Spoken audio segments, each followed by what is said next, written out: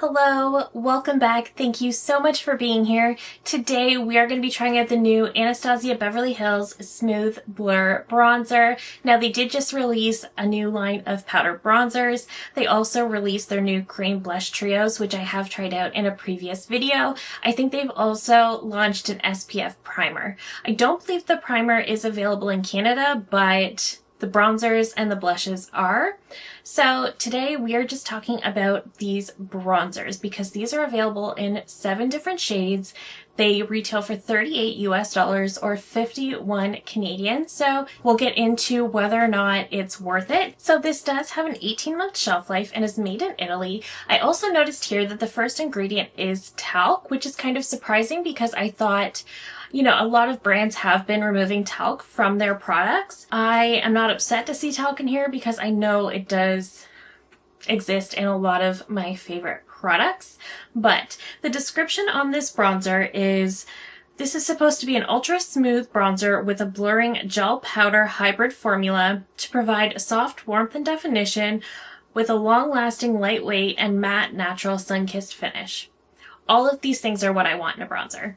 So we do have 7 different shades. I picked up the shade Sun-Kissed Dreams, which is the lightest one. This is fair to light with neutral warm undertones. So this is what the packaging looks like. This is a very smooth component. It is very, very heavy. And when you look at the side profile, it does have this gorgeous rose gold trim. Such a beautiful package. It's a lot like their highlighters that I haven't tried, but the packaging always looks stunning. And opening this up, this is what the powder looks like.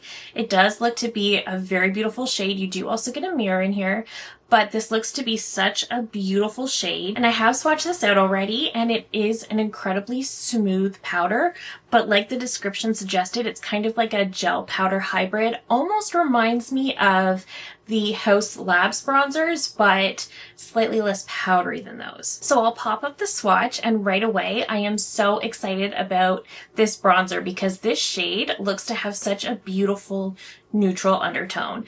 If you're new here, I am very, very fair, and I have long had such a struggle with bronzers because just being as fair as I am, bronzers that have that warmer undertone turn me orange so quickly. I do also have a cooler undertone. So for me and my preferences, I like my bronzers to have that more neutral undertone. I don't want them to be cool tone because then I have a contour. But I do want a nice neutral undertone so it's not going to turn me orange, but it is going to give me that sort of sun-kissed look on the skin. I also want something that maybe perhaps has that slightly more pink undertone because that looks the most natural on me. Because if I were to bronze, that's a big if. I never bronze, but if I did, it would have that slightly more pinky look to it. So let me pin my hair back. We will start putting this on the face. I can share my overall thoughts on the bronzer and then we can get into some comparisons. So let's try on this bronzer. So I'm just going to go in with my Refer 22 brush. This is just a really big fluffy brush and I love it for bronzer. This is what I tend to use with my beloved Lancome bronzer. So just picking that up on my brush. Looks to have a good amount of pigment, but not too much. I noticed when swatching this out, it wasn't swatching the best. So let's get to applying to the high points of the face. This does have a really nice neutral undertone, but it does also have some warmth to it. This bronzer has, like I said, that neutral undertone. There is a bit of warmth to it, so it is warming up my face beautifully, but it's not turning me orange. I feel like it's pigmented, but it's not too pigmented. Like, this is very, very easy to blend and sheer out. I feel like that was so effortless. I love that it has a matte finish. I don't actually love glowier bronzers as much. I would say this is a little bit deeper than my Lancome bronzer that I have, but I still think it looks so nice on the skin. I have been testing out the new liquid bronzer from Natasha Denona, and I don't think I like that one. And I think it's mostly down to the shade.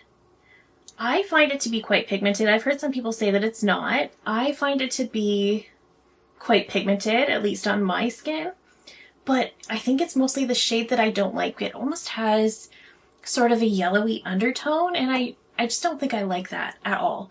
So I think I'm settling on not liking that one as much. The formula is not bad and I like the packaging, but I really don't like the shade of that product.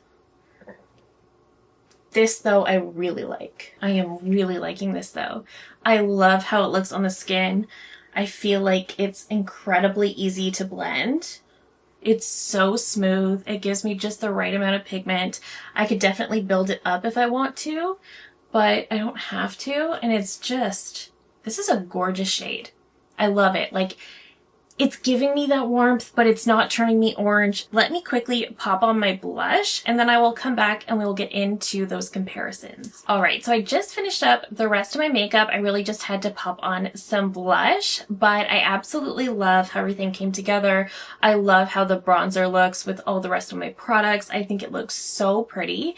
And this shade is, like I said, this shade is perfect. It's the perfect balance between neutral, but also having a little bit of warmth to it. It's not going to turn me orange, but it does warm up my complexion. I even like the sort of gel powder hybrid. What that essentially means is that the powder feels a little bit more hard pressed, but it is very, very silky to the touch. And it does blend beautifully. So I really like this. I really, really do. I love the packaging. I love the powder. I love how it blended. I love the shade.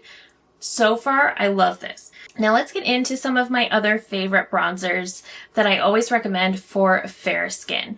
So the first one is my Lancome Skin Transforming Bronzer. Now, I've been raving about this bronzer for close to a year at this point. I just love this bronzer. I love how it looks on my fair skin. I love how it blends.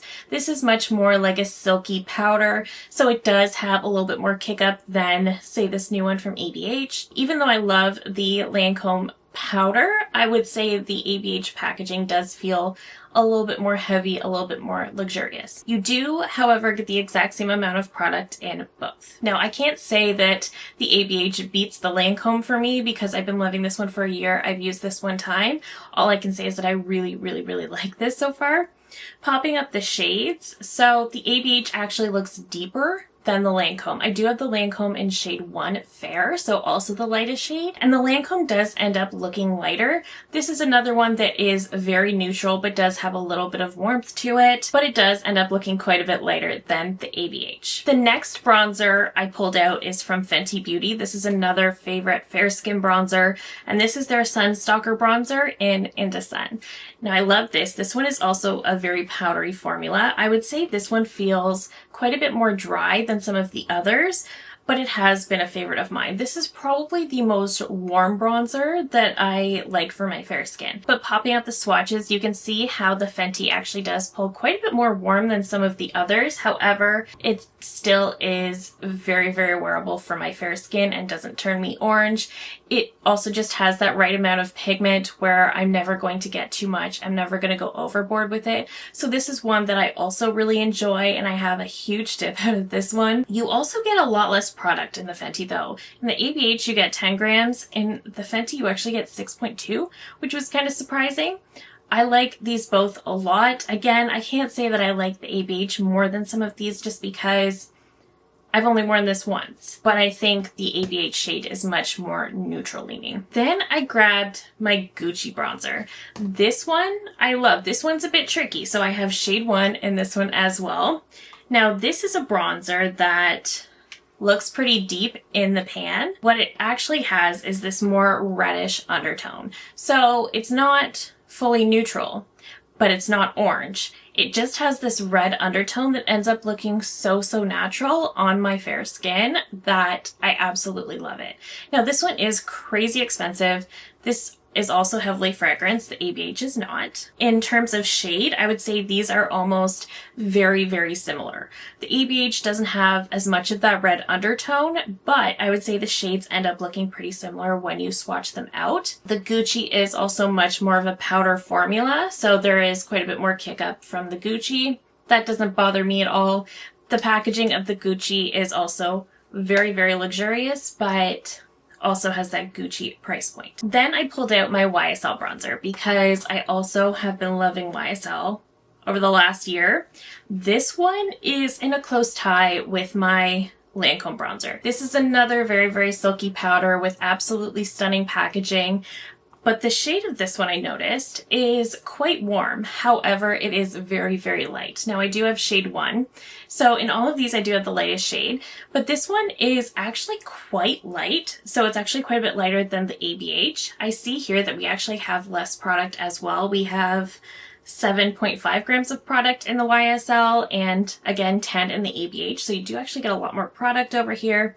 In terms of packaging, they're both stunning and luxurious. I do really, really love this YSL bronzer. This is another one where it looks warm, but because it's so light, it doesn't turn me orange, and I really enjoy that. I love that sort of mistake-proof element here. I can see the ABH sort of pulling ahead of the YSL in terms of favorites, just based on that shade alone. And also you do get more product, and I believe it's a little less expensive. I think I forgot to mention also the Gucci, you get 12 grams of product, if that is something that is important to you. And finally, I pulled out the RMS Redimension Hydra Bronzer in Beach Walk Betty. Now this one only gives you 6.5 grams of product, but this is another one, much like the Gucci, that looks very deep and intimidating in the pan, but it actually has this reddish undertone that is, again, super flattering on my fair skin. This one is also very glowy. So that's the main difference between the two. Looking at the swatches, this is another shade that is very similar to this ABH. So the RMS and the Gucci look very intimidating in the pan, but they end up looking the most similar to the ABH bronzer in terms of color. But just keep in mind the RMS is so glowy and the ABH is a true matte. So in terms of shade, this is a little bit deeper than some of the other very fair bronzers that I have, but the way this shade just perfectly balances neutral with a touch of warmth is so beautiful, and that will absolutely have me coming back to this bronzer over and over and over again. I really like this formula. I really like how silky and easy to blend it is. It just looks beautiful on the skin. It's so flattering. It was so effortless to apply and work with. I am really, really liking this. I do love the packaging too. I don't know that it will ever surpass my Lancome. If it does, that's going to be pretty impressive.